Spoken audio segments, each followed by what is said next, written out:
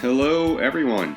Today we're going to take a brief look at one of the largest of the second wave empires, the Persian Empire. Although the Persian Empire technically lasted well into the 20th century, our focus is only going to be on the Achaemenid royal dynasty, which lasted from around 550 BCE to 330 BCE. Achaemenid was simply the name of this particular Persian royal family. As I just said, this was the largest empire in history up to that time. The empire centered around the Kingdom of Persia, which is in present-day Iran. But at its height, the empire stretched east all the way to the Indus River, west all the way to the Anatolian Peninsula, or present-day Turkey, north into Central Asia, and as far south as Egypt. In other words, it was pretty big. The empire began when the Persian king Cyrus, later named Cyrus the Great, conquered the neighboring Median Empire, and then several smaller kingdoms in the region, beginning around the year 550 BCE. Now, Cyrus was a brilliant military strategist, and he quickly expanded the empire with his powerful army, which included a force of 10,000 cavalry and 10,000 elite soldiers known as the 10,000 Immortals.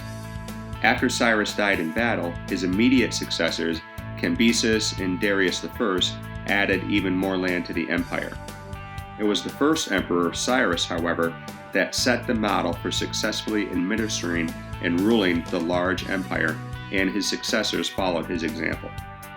Remember now, in the last video lecture, we defined an empire as a single ruling state that included people of diverse languages, religions, and cultures. Although the Persian king had absolute power over his subjects, other religions and cultures were respected and tolerated. After conquering the Babylonian Empire, for example, Cyrus the Great allowed the Jewish people of Babylon to return to their homeland. In order to govern such a large and diverse empire, Cyrus and his successors established an extensive and effective bureaucracy. Now, in this course, we use this word bureaucracy a lot. So let's take a few seconds and define what it means. In simple terms, a bureaucracy is an organization, like a government, made up of many departments and divisions that are administered by lots of people. In government terms, it means setting up local departments to perform certain government functions. For example, although New York State issues you your driver's license, the governor of New York does not personally do it. The local Department of Motor Vehicles does. So the DMV is an example of a government bureaucracy. And the Persian Empire was organized in kind of a similar way. The empire was divided into 23 administrative districts that were ruled by an appointed governor called a satrap, who governed locally. Although the satraps enforced the emperor's laws, local laws and traditions were respected also. The emperor also appointed local tax collectors in each district, and in order to prevent local rebellions and make sure that all taxes were collected, the emperor relied on a very extensive spy network that was known as the eyes and the ears of the king, and a powerful military who were answerable only to him. To further unite this large and diverse empire, the Persian kings built a vast system of roads that made travel and communication throughout the empire much more efficient. This model of bureaucracy, respect for local laws and customs, and road building were followed by many other empires that we will study. Let's take a brief time out here and quickly talk about religion. Although there was no official religion in the Persian Empire, many people throughout the empire followed the religion of Zoroastrianism. Zoroastrianism was first preached by the Persian prophet Zoroaster.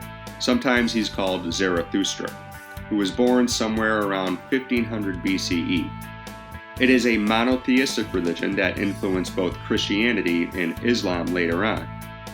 Some scholars argue that Zoroastrianism predates Judaism, but the historic timeline is not crystal clear.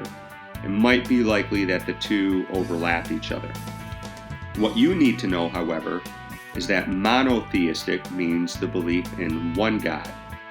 In the case of Zoroastrianism, that God is Ahura Mazda. Zoroastrianism teaches that there is an ongoing conflict between good and evil, and that humans must choose between the two. Those that choose good will be the ones who are saved. Now, I summarized the religion very quickly, and my apologies to any Zoroastrians out there if I got anything wrong or missed something important. I just wanted to point out that the development of monotheistic religions was starting to grow in this region of the world at this time. All good things eventually come to an end, and that includes the Achaemenid Persian Dynasty. What brought about the end was that eventually the empire overextended itself. Specifically, it tried to take over some Greek colonies on the coast of Anatolia, which triggered a series of wars called the Greco-Persian Wars. Now, if you've seen the movie 300, you might have heard of them. The Greeks were able to defeat the Persian army, and the wars somewhat weakened the Persian state. And by 330 BCE, the last Achaemenid Persian king, Darius III, was defeated by Alexander the Great. We'll talk about him in a later lecture. Now, that is a very quick and bare-bones overview of the Persian Empire. However, it is worth noting that the Persian model of governing a vast and diverse empire, first established by Cyrus the Great, influenced how later empires would govern. So, thank you for your time. Certainly, there are worse ways you can spend 6 minutes other than learning about the Persian Empire. For instance, you could be chewing tinfoil while shaving your head with a cheese grater. That would be worse. Anyway, in the next video lecture, we're going to turn our focus to ancient Greece. Until then, have a great day.